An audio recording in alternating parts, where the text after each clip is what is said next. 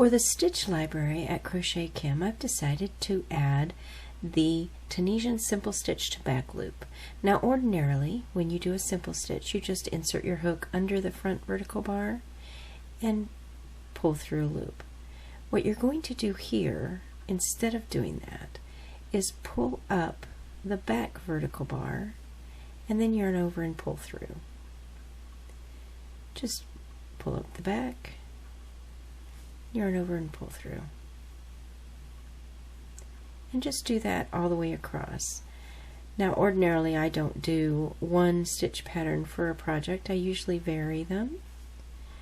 But this will give you an indication of what it looks like. It does have a really neat effect of interlocking circles, which I really did like. But there was a problem with the stitch causing there was a lot of curling for this stitch.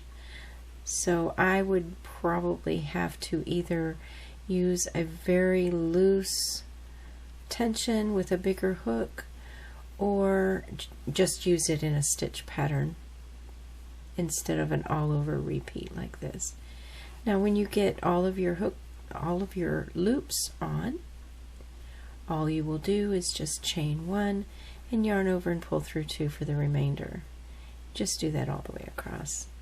But as you can see, this is very simple to do. You just pull that loop forward and then you just treat it like a simple stitch the rest of the way. It's very simple.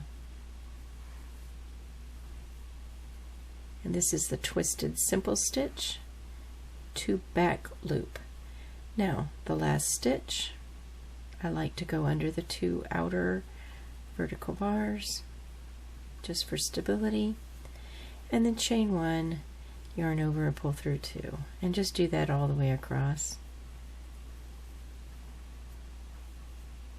And that's how you complete the simple stitch to back loop.